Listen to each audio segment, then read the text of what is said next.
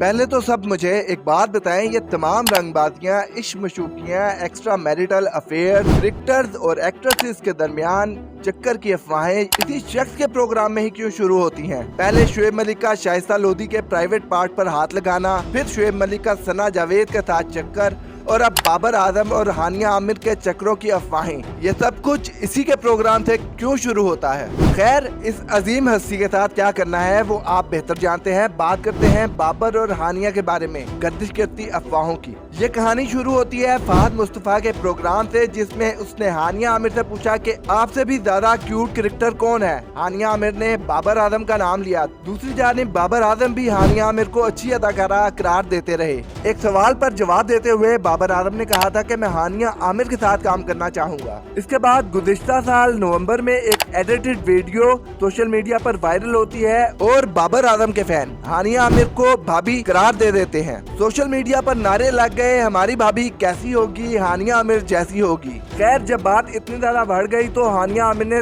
सीधी बात नो बकवास करते हुए बताया कि बाबर मेरे भाई हैं। हानिया के इस बयान के बाद बाबर और हानिया के रिलेशनशिप की अफवाहें गुज़िश्ता साल नवंबर में टूट गयी, लेकिन ये अफवाहें एक बार फिर जन्म ले रही हैं। एक जाने मोहम्मद रिजवान बाबर आजम से बार बार सवाल कर रहे हैं कि शादी कब करेंगे। एक पिछले दिनों एक सोशल मीडिया सेशन के दौरान मोहम्मद रिजवान ने बाबर आजम से सवाल किया कि शादी कब करेंगे, तो उन्होंने जवाब देते हुए कहा कि आपको अकेले में बताऊंगा। अब PSL 9 की ट्रॉफी की तकरीब रोनमाई के दौरान एक बार फिर बाबर आजम की शादी की बात हुई। इस बार भी मोहम्मद रिजवान ने बाबर आजम से सवाल किया कि आप शादी कब करेंगे और हंस पड़े। बाबर आजम ने भी मुस्कुराते हुए वही जवाब दिया कि आपको अकेले में बताऊंगा। इस दौरान ज़ैनब अब्बास ने कहा कि आजकल आपकी शादी का मौजू हर जगह है। ज़ैनब ने शादाब, शाहीन और शान मसूद की तरफ इशारा करते हुए कहा कि अब तो सबकी शादियां हो चुकी हैं, जिस पर बाबर आजम ने कहा कि इनकी शक्लें भी देख लें। बाबर के तबसरे पे शादाब ने फौरी रद्द-ए-अमल देते हुए कहा कि भाई मैं बहुत खुश हूँ। फिर इसके बाद ज़ैनब अब्बास ने पूछा आपकी शादी कराची में होगी, तो बाबर आजम इस सवाल पर खामोश रहे। हैरानगी की बात यह है कि हानिया आमिर भी ज्यादातर कराची में ही रहती हैं। वैसे तो